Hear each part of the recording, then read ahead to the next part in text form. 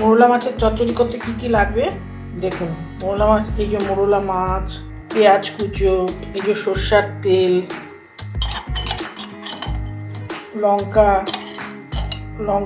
কাটা লঙ্কা, কাঁচা লঙ্কা, একটু শুকনো লঙ্কা, সামান্য একটু নুন, একটু ধনে পাতা, হলুদ, টমেটো, একটু আলু, একটু বেগুন, এই মোট ইনগ্রেডিয়েন্টস লাগবে। এবারে গ্যাস ধরাতে হবে। গ্যাসটা ধরিয়ে মাছটা সামান্য ভেজে নিলেও ভালো হয়, খুব সামান্য করে ভেজে নিলে ভালোই হয়। এবার দেখুন গ্যাসটা অন করে দেওয়া হয়েছে। তেলটা একটু গরম হলে আস্তে আস্তে মাছগুলো অল্প করে ভেজে নিতে হবে। এর মধ্যে নুন হলুদ মেখে রেখেছি, সামান্য একটু কাশ্মীরি মির্চ দিয়ে একটুখানি ছড়িয়ে দিলাম। এভাবে দেখুন সামান্য করে ভেজে তুলে নেব, অল্প করে ভাজবো। এইভাবে সব মাছটা ভেজে হালকা করে ভেজে তুলে নিলাম। দেখুন এবার কড়াতে তেল দিলাম, একটু কালো জিরে ছেড়ে দিলাম, নাড়তে নাড়তে রসুনটা দিয়ে দিলাম, রসুন আর টমেটো, একটা লঙ্কাও দিয়ে দিলাম।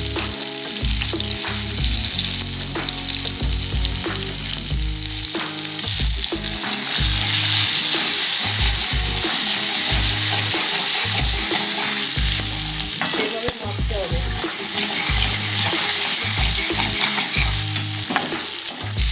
এভাবে নাড়তে নাড়তে প্রথমে আলুগুলো ছেড়ে দিলাম,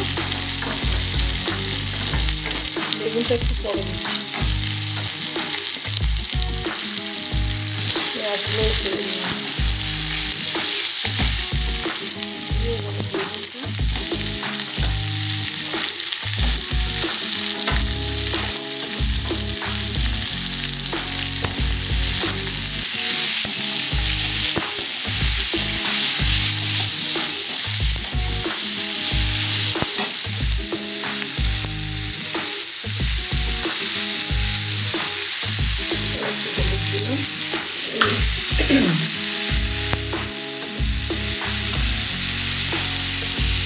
লঙ্কাগুলো পেঁয়াজ সব ছেড়ে দিলাম।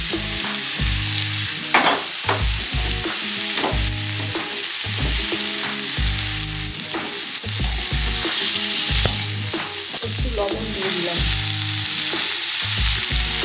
মাছেতে লবণ দেওয়াই আছে, তরকারিটার মধ্যে একটু লবণ দিয়ে দিলাম, তরকারিটার মধ্যে একটু লবণ দিয়ে দিলাম। এবার মাছটাকেও ছেড়ে দিলাম,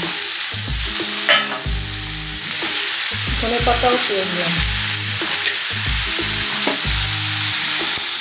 এবার আর নাড়ানাড়ি কাটাকাটি করবো না, সামান্য একটু জল দিয়ে ঢাকা দিয়ে দেবো।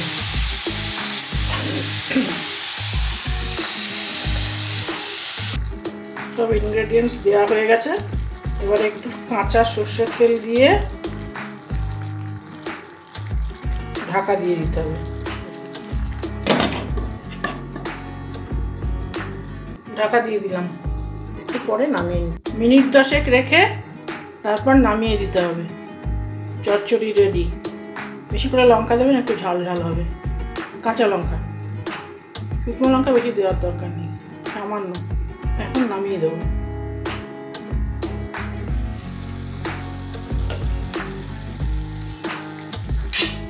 নামিয়ে দিয়ে একটু ধনে পাতা দিয়ে দিচ্ছি। বেশি নাড়াড়ি করা যাবে না, মাছ ভেঙে যাবে। দেখুন এবার গ্যাস অফ করে দেবো। মোরলা মাছের চচ্চড়ি রেডি। এই রান্নাটা আপনারা ট্রাই করবেন, খুব ভালো লাগবে, দেখবেন। রান্না করে দেখুন, তাহলে যদি মনে হয় খুব ভালো হচ্ছে তাহলে একটা লাইক শেয়ার সাবস্ক্রাইব করে দেবেন।